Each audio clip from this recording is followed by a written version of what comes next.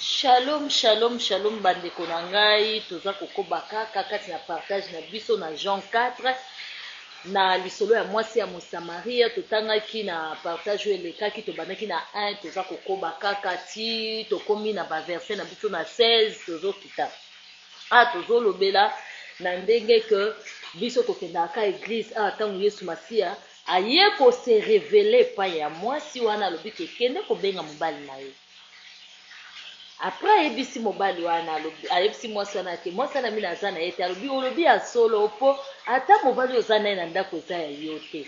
Nde mwasi wana akamwe, nde mwasi aye kokamwa yango tozali koba biso tolingi kaka bayebisa yo likambo mpo ndima. Et pourtant Bible ezoba si tu crois tu verras la gloire de Dieu. Esengo na moto oyo azoyoka ata amoni te na selo ya koyoka yoka biyokela te me oyo azoyoka liloba na Nzambe.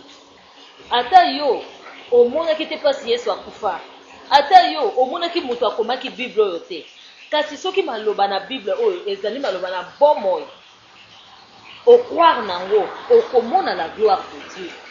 Koyoka te bato alobaka esengo na moto akoyoka koyoka biyokela te. Balobi, la foi vient de ce qu'on attend, mais ce qu'on entend vient de la parole de Dieu. Il faut oyo zoyoka eya na liloba na Nzambe, oyo ezouta na liloba na Nzambe. Oyo tozomona ba église mosusu église des noirs au Bible, et au Bible Bible c'est komami na moto. Non. Parce que Nzambe pe ayaki kaka na nzela na moto. Nzambe arevelaka kaka moto na epai ya moto. Nzambe jamais arevelaka moto na nyama te. Ata ntango l'histoire ya Balaki na Balaam wana Yesu apermetaki, mais Yesu arevelaka moto kaka na moto. Moto abotaka kaka moto, moto abotaka nyama te. Yango wana Bible ekomami na maboko ya moto, mais ezalaki likanisi na Nzambe. So tomonaki Moïse même Nzambe akopesaki 10 commandements, Moïse akomaki yango, mais malobe eutaki epai ya Nzambe. Yango wana awa na verset 18 et na verset 20 balobi. Non, tozo continuer quand na verset 19. Alors la femme s'exclamant, Maître, je vois que tu es un prophète. Nos ancêtres samaritains ont adoré Dieu sur cette montagne. Mais vous, les Juifs, vous dites que l'endroit où l'on doit adorer Dieu est à Jérusalem. Jésus lui répondit, crois-moi, le moment vient où vous n'adorerez le Père ni sur cette montagne, ni à Jérusalem. Vous les Samaritains, vous adorez Dieu dans le... vous les Samaritains, vous adorez Dieu sans le connaître. Nous les Juifs, nous l'adorons et le connaissons, car le salut vient des Juifs. Mais le moment vient, et il est déjà même là, où les vrais adorateurs adoreront le Père en étant guidés par son esprit et selon sa vérité, car tels sont les adorateurs que veut le Père. Awa Yesu Masiya. Mwasi wana tango ayoki kaka ba prophétie ekwei lokola ngana yo tolingaka ma sœur mon frère, tango amoni banzondo ekwei akomi koloba.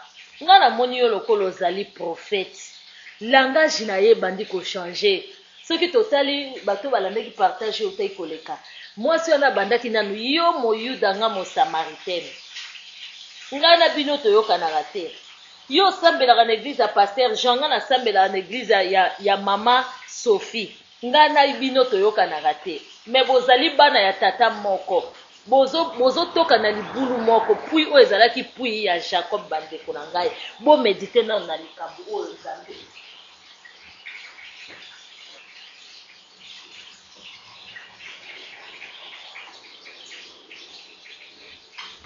Amen, hein?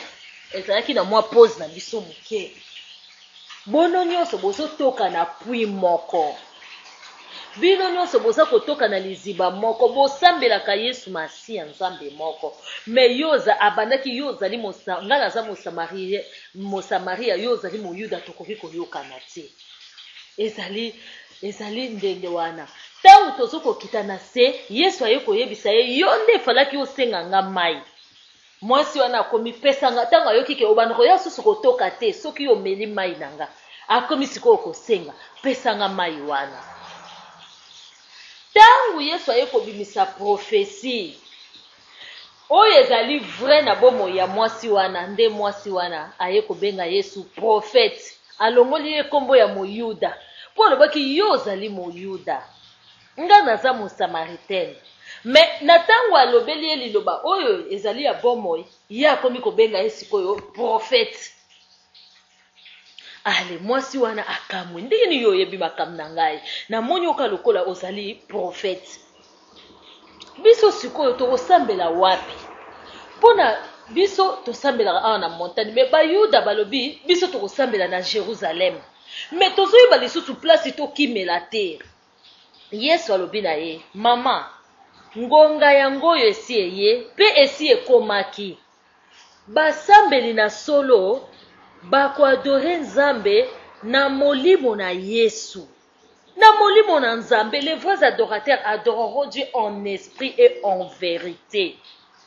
Esprit et en vérité ezali nini kolongwa na masumu alobi bino bozosambela Nzambe oyo boyebi te bino basamaritaine me biso bayuda tozokosambela Nzambe oyo toyebi mpo tomona bamiracle na ye parceke lobiko lesali eyaki epa bajuif me sikoyo eza ni na bajuif ni na basamaritaine me sali ezali na bato bandimeli Nzambe na solo ndeko na ngai eza lisusu na eglize ya mama Sophie te eza lisusu na eglize ya Pasteur Jean te nde lobiko ezali eza lisusu na banganga te na baprofete oyo bengaka ntongo midi pokwa te lobiko ekomi na maboko na yo moko tika kaka masumu tika péché chéri wana oyo yo olingi tika eloko wana oyo bakana kokoka kotika yango te ngai pena na vivraka mpona kindumba na ngai pena na vivraka mpona koyiba bakope na ngai pena na vivraka mpona nasalaka boye te sikoyo ozwa droit chemin yango kaka bandeki kote ya mwasi wana dès le début Yesu masi alobi ne oza na 5 mibali baleka me baza ya yo te alingaki kaka kote ya mwasi wana ke longo na mibali ya bato zwa mobali na yo moko ere déjà venu alobi na kaka mwasi wana longo na kati na banganga longo koya kotokaka mai awa nga na kopesa o mai na bomoi longo kokende kotokaka mai epa banganga koluka bamai basukola yo kende na mai oyo eza na bomoi parole de Dieu kende na Psaume 1 verset 1 balobi mutu oyo azali komédite parole de Dieu nuit et jour mpe aza kosalela yango azali lokola nzete elonami pembeni ya mai ndeko na nga ma sœur mon frère l'heure est venue ayebisi eza lisusu na Samari te kokima sumbangu te oyo nake kozwa mai na kamba kokima susu te oyo nake kozwa mai ya Lourdes kuna kote ma Marie abimaka eza susu kati na bachapele te eza lisusu kati na bamifumu te okoko na biso fo alekisanga na makolo eza lisusu kati na kosopa makila te lobiko ekomi na maboko na yo moko tika kaka mabe landa Yesu Masiya tondisama na bolingo vanda na kiti ya kimia zwa ba parole de Dieu lia yango na monoko lobi que les malheurs atteignent souvent les justes mais Dieu l'en délivre toujours alobi vous serez pas tentés au-delà de vos forces simba maloba wana lata yango ki okozala tenté au-delà ya ba force na yo te ndima yango. Les malheurs atteignent souvent les justes, mais Dieu l'en délivre toujours. Balobi, les justes tombent 7 fois et Dieu le relève 7 fois. Place yo tombe telema continuer route na yo. Ezate yo so tomba kito okweya kine kobo okweya kina masumo okweya kina bo. Olala libela okoma no lisumo ane koma nango normal. Te. Simba liloba nzambe ke l'amour du prochain. Simba liloba ya nzambe ke la bouche qui parle beaucoup ne manque pas le péché. Simba liloba ya nzambe ke la prière change les situations. Même ça on a un problème moko ya difficulté ezuyo na bomo ina yo bonde la tanga Bible méditer. simba loba nzambe que je suis devant ta porte je toque fungola yesu tokokutana na yesu kaka na bapriere na mabondeli yika mpi kokoma mwasi na mabondeli mobali na mabondeli tikaka libota no na maboko na nzambe zwa autorité oyo nzambe apesi olata yango tikaka kokende kolukaluka osi olonga